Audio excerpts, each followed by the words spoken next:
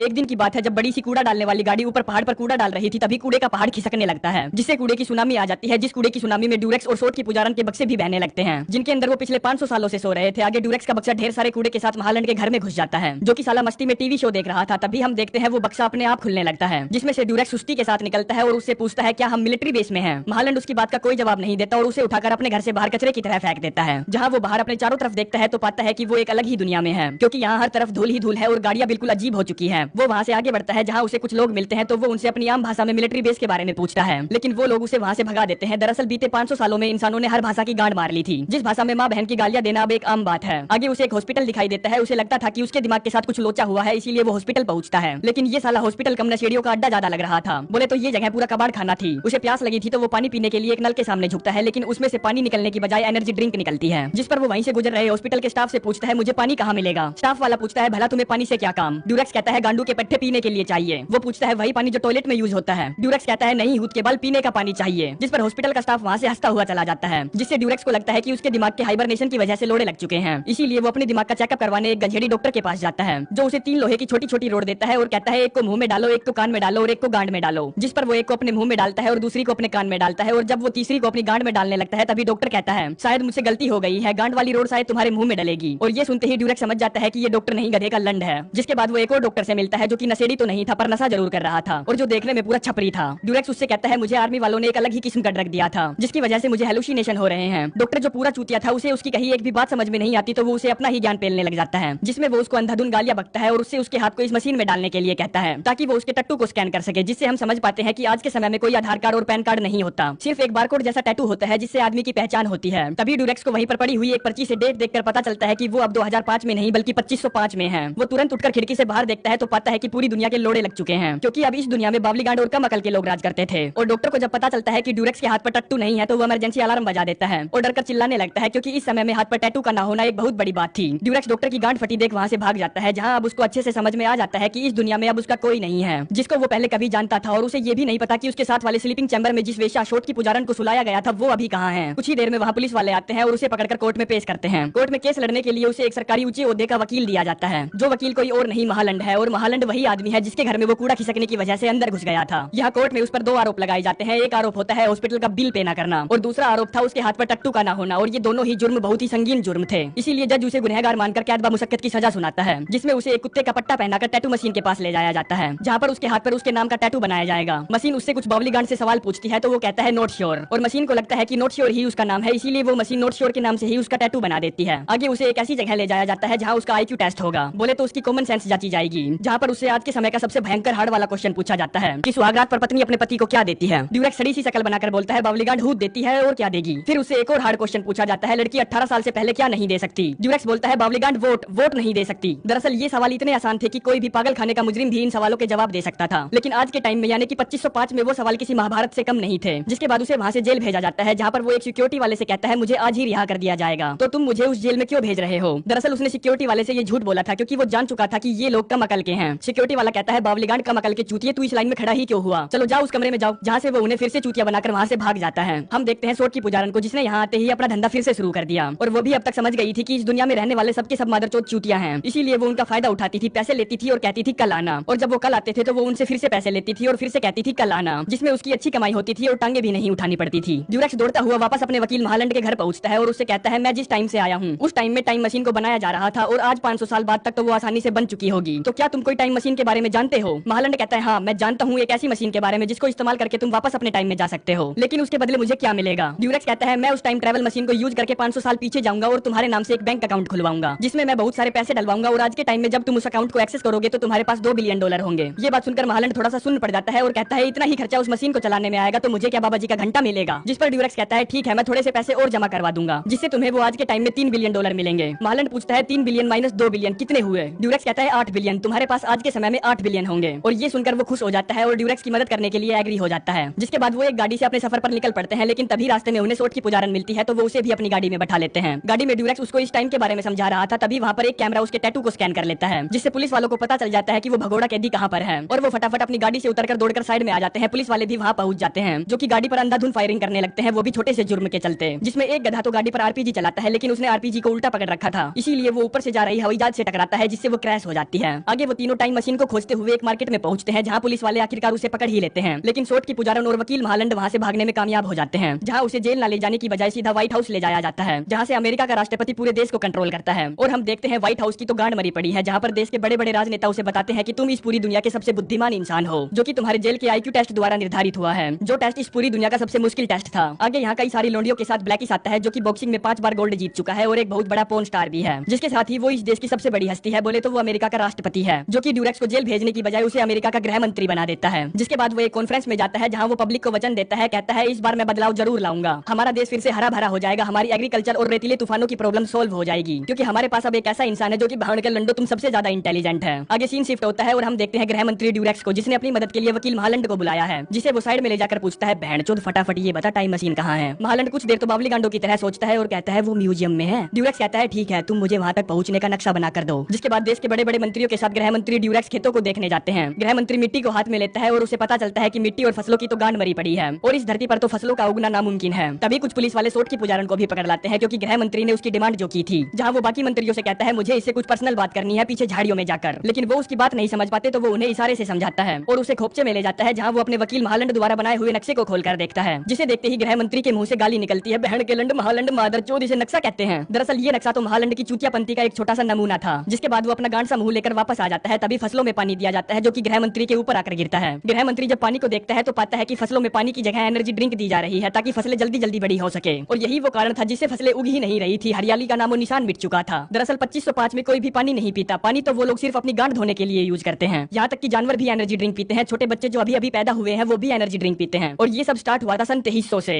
जिसके बाद वो फिर से व्हाइट हाउस पहुंचता है और बड़े बड़े बावली गांड मंत्रियों के साथ मीटिंग करता है। कहता है हमें फसलों में एनर्जी ड्रिंक नहीं पानी डालना होगा, वही पानी जो तुम अपनी गांड को धोने में यूज करते हो। जिस पर वो बावली गांड कहते हैं अगर गांड धोने के पानी से ही फसलें होती तो हमारी गांड में ही फसलें ना उग जाती। गृह मंत्री उन सभी को समझाने में अपनी गांड तक का जोर लगा लेता है, लेकिन उनको झाट भी समझ में नहीं आता। जिसके बाद वो एक चूतिया सी बात बोलता है, कहता है मैं फसलों से बात कर सकता हूँ। आगे वो खेतों में फसलों से बात करने जाता है, जहाँ पर वो एक सूखे पेड़ से पूछता है तुम पानी पीना चाहोगे या एनर्जी ड्रिंक। पेड़ तो सूखा पड़ा था, वो क्या झाट ही बोलता, लेकिन गृह मंत्री चालाक था तो वो कहता है पौधे ने मुझसे कहा है कि वो पानी पीना चाहता है। जिसके बाद सारे मंत्री उसकी बात से एग्री हो जाते हैं और अगले दिन से खेतों में फसलों को पानी से सींचा जाता है। लेकिन फसलें तो जैसे रूठी हुई गर्लफ्रेंड जैसी थी, साली उगने का नाम ही नहीं ले रही थी। आगे हम देखते हैं एनर्जी ड्रिंक बनाने वाली कंपनी अब सड़क पर आ चुकी है, क्योंकि उसके सारे शेयर गिर चुके हैं फसलों को पानी देने की वजह से। जिसके पीछे का एक रीजन ये भी था कि वो एनर्जी ड्रिंक बनाने वाली इकलौती ऐसी कंपनी थी जिसने पूरे देश के लोगों को नौकरी दे रखी थी, जिसकी वजह से लोग बेघर हो गए थे, बेरोजगार हो गए थे। खैर बावली गांड तो वो पहले से ही थे। जिसमें देश की पूरी अर्थव्यवस्था को तहस नहस करने का जिम्मेदार गृह मंत्री ड्यूरेक्स को ठहराया जाता है और कुछ ही दिनों में अब उसे मौत की सजा भी होनी है, जिसमें उसे बड़े बड़े मॉन्स्टर ट्रकों द्वारा कुचलकर मार दिया जाएगा। आगे वो रात आ जाती है जब उसकी मौत की सजा पर अमल किया जाना था, जिसमें उसे उन मॉन्स्टर ट्रकों का सामना करने के लिए एक छोटी सी आल्टो दी जाती है, जिसमें वो बड़ी ही चतुराई के साथ उनसे जीत जाता है। लेकिन उनमें से एक ट्रक का ड्राइवर बच जाता है, जिसके पास फायर थ्रोवर गन थी, जिससे वो ड्यूरेक्स को जलाकर पकोड़ा बनाना चाहता था। दूसरी तरफ वकील महालंड और सोट की पुजारन को पता चलता है कि गृह मंत्री ड्यूरेक्स ने जिन बीजों को पानी से सींचा था वो अब उगने लगे हैं, इसीलिए वो फटाफट एक पौधे को लेकर स्टेडियम पहुंचती है और राष्ट्रपति सर से इस बारे में बात करती है, लेकिन राष्ट्रपति उसकी एक नहीं सुनता। जिसके बाद वो वकील महालंड के साथ एक न्यूज रिपोर्टर को खेतों में जाकर फसलों की वीडियो का टेलीकास्ट करने के लिए बोलती है, लेकिन वो दोनों साले वहाँ एक वेश्यालय के सामने जाकर लड़ने लगते हैं कि पहले कौन लेगा। दूसरी तरफ ड्यूरेक्स की जान के लाले पड़े थे, लेकिन तभी उन दोनों की लड़ाई के बीच रिपोर्टर का कैमरा खेत में जाकर गिरता है, जिससे खेत का लाइव टेलीकास्ट सीधा मैदान में बड़ी स्क्रीन पर होने लगता है, जहाँ पर जब सभी लोग उगे हुए पौधों को देखते हैं तो बिल्कुल शांत हो जाते हैं, जिससे ये साबित हो जाता है कि गृह मंत्री ड्यूरेक्स का लिया हुआ डिसीजन बिल्कुल ठीक था। गृह मंत्री ड्यूरेक्स की खूब वाहवाही की जाती है, क्योंकि उसने करीबन 200 साल बाद फसलों को एक बार फिर से उगाया था। व्हाइट हाउस में एक पार्टी रखी जाती है, जहाँ ड्यूरेक्स सोट की पुजारन से कहता है हमें टाइम मशीन को यूज करके अपने समय में वापस जाना चाहिए, लेकिन वो उसे मना कर देती है, कहती है मैं उस दुनिया में बिल्कुल बेवकूफ और यूजलेस थी, इसीलिए मैं इसी दुनिया में रहना चाहती हूँ और एक नई शुरुआत करना चाहती हूँ। तभी राष्ट्रपति सर एक अनाउंसमेंट करते हैं कि वो ड्यूरेक्स को उपराष्ट्रपति बनाना चाहते हैं, लेकिन वो उनके ऑफर को ठुकरा देता है और कहता है नहीं, मैं वापस अपनी दुनिया में जाना चाहता हूँ। तभी वहाँ पर खड़े बहुत सारे लोग कहते हैं हमारी दुनिया के तो लोड़े लगे पड़े हैं और तुम अब इस दुनिया के सबसे इंटेलिजेंट आदमी हो, अगर तुम ही यहाँ से चले गए तो हमारा भविष्य कौन संभालेगा। ड्यूरेक्स कहता है वो मेरी प्रॉब्लम नहीं है, तुम्हें अपनी प्रॉब्लम का सोल्यूशन खुद ही निकालना पड़ेगा, क्योंकि वो प्रॉब्लम तुम लोगों ने खुद ही खड़ी की है। जैसे मैंने फसलों की प्रॉब्लम को पानी देकर सोल्व किया, ठीक वैसे ही तुम्हें हर चीज का बिल्कुल सही हल ढूंढना होगा। तभी वहाँ पर खड़ा एक मंत्री कहता है ई टपोरो में न्यूक्लियर प्लांट लीक हो गया है, तो हम उसको क्या पानी से ठीक करें। और ये सुनते ही ड्यूरेक्स समझ जाता है कि ये साले नहीं सुधरने वाले और वो अपना डिसीजन बदल लेता है कि वो अब 2505 में ही रहेगा और इन लोगों का जीवन सुधारेगा। जिसके बाद वो महालंड के साथ टाइम मशीन देखने जाता है कि एक बार देख तो लू टाइम मशीन दिखती कैसी है, जहाँ पर वो पाता है कि महालंड इस चेयर पर बैठकर पास्ट की चीजों को देखने को टाइम मशीन बोल रहा था। आगे कुछ ही महीनों में वो देश का राष्ट्रपति बन जाता है और उपराष्ट्रपति बनाया जाता है महालंड को। राष्ट्रपति सोट की पुजारन से शादी कर लेते हैं और अब उनके 3 बच्चे हैं, जो कि इस दुनिया के सबसे इंटेलिजेंट बच्चे हैं। हम देखते हैं उपराष्ट्रपति वकील महालंड को, जिसने टोटल 8 शादियां की हैं, जिससे उसको 32 बच्चों की प्राप्ति हुई। आखिरी सीन में हम इस दुनिया की सबसे इंटेलिजेंट फैमिली को व्हाइट हाउस में देखते हैं, जिसके साथ ही ये कहानी यहीं पर समाप्त हो जाती है। तो दोस्तों अगर आप लोगों को भी ऐसी लाइफ जीने का मौका मिले तो क्या आप उसको एक्सेप्ट करोगे? कमेंट करके जरूर बताना। वैसे मैं ये मौका तो अपने हाथ से नहीं जाने देता, क्योंकि स्वर्ग का भिखारी बनने से अच्छा है नर्क का राजा बन जाओ। और इस कहानी से हमें जो सीख मिलती है वो आप खुद ही सोचो, क्योंकि इस कहानी को बोलते बोलते मेरे मुंह के घोड़े लग चुके हैं। तो इसी के साथ चलते हैं, मिलते हैं नेक्स्ट वीडियो में।